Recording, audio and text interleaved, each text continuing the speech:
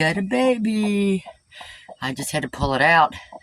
The eggshell was wrapped around its head. It couldn't get his head out. I mean, the whole body was out except the little piece of shell. So I had to get my hand in water to get it wet and get it off of there.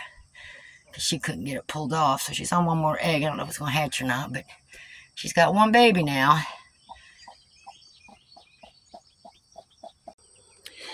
Okay, I took that front piece off of there so that Mama and the baby can get out. The baby couldn't get over that lip, so that's just like a regular nesting box now. And then I got everything on the floor. I took out the scratch and stuff I had in there because I don't want the baby getting to it. So I've got some feed there. And I threw in a handful of grass cut up. So we'll see if she can get the other egg hatched. I've got to change the water here, and then should be good, and I'll keep an eye on her.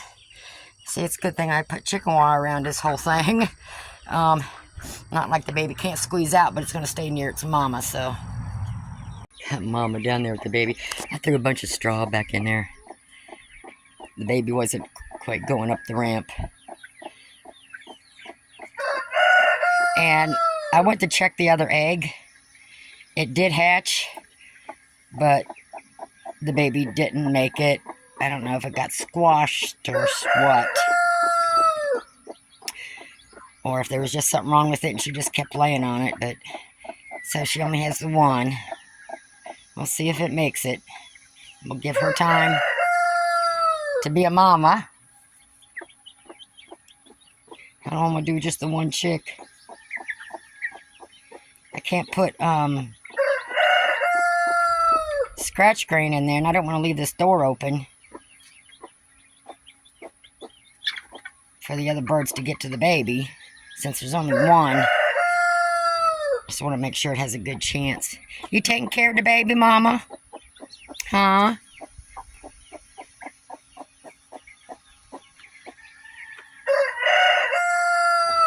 I probably should have put more eggs under. I don't know what I was thinking, but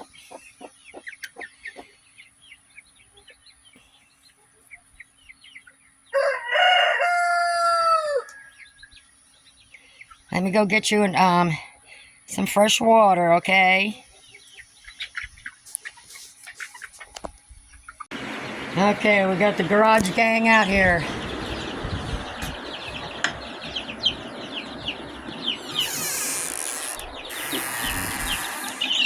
All ages. Some of them are just about fully feathered, a couple of them. And then some of them's the youngest being a couple, 3 weeks. I can't even remember.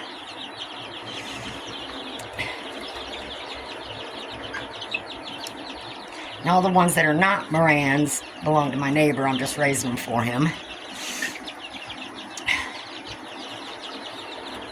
He's been having to go out of town lately, so. And then half of the Morans are his, and then the other half I'm going to sell. I just got them in here. There's enough of them. I don't even know. I didn't even count. You got both sides. Because there's so many of you. I don't know what we'll do when you get bigger. There's a lot of you. And I have feed and water on both sides. So, because there's so many of them, I didn't want them to, crowd any of them out. So, but I did get this all hosed down and everything and DE put down before I put the straw down, so. And usually you can't put too small ages with the older ones, but his were already together. So I just added mine in there, and usually when you're moving them and they get stressed and a little scared, they don't think about pecking on the other ones. So sometimes you can do that. All right. Getting ready to move my geese again, and what I did was I took some of my fencing, so they have this whole area here Really big backyard. So I don't have to move them every day. So I got it there so they can't get up in there. And there's some weeds and stuff there. So as long as they don't get out from underneath the fencing, I can't find all my spike things that you connect that. You can put that to the ground. I don't have solar on it. I don't think I need it. And they're big enough.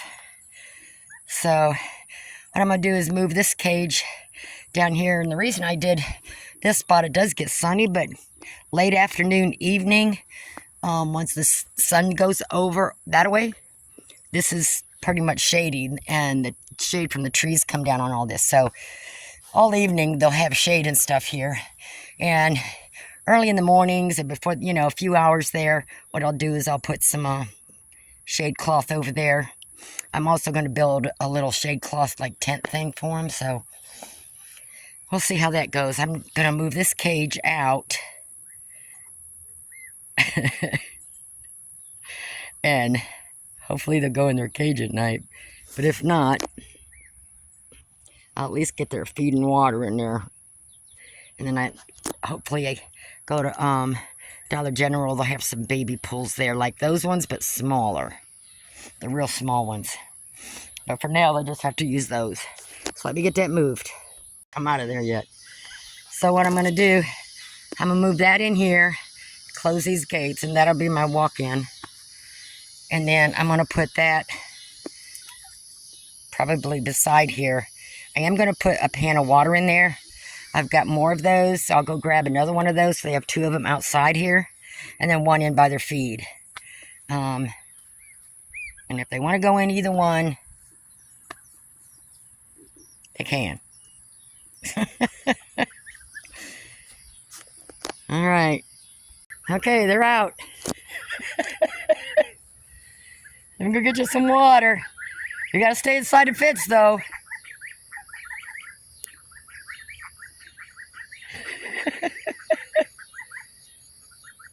It's nice soft grass, ain't it? Yeah. All right, let me get this big thing in there. You probably see a little better how big a space they have from here and all the way up there. So I won't have to move them, and hopefully I don't think they're going to get flatten all that grass. So I should be able to leave them here for a while. I may have to, that's why I put straw in there so I can poop or scoop it easier. So we'll see. Usually waterfowl don't go in at night, but we'll see what they do.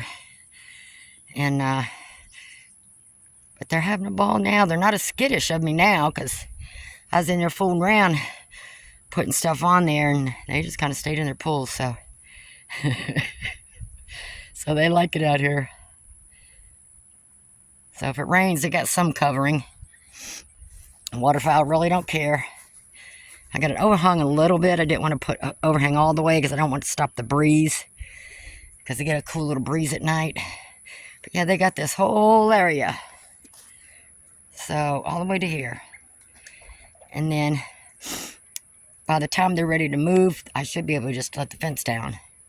Put them in with everybody else. But chickens and ducks already have to clean up my mess yet.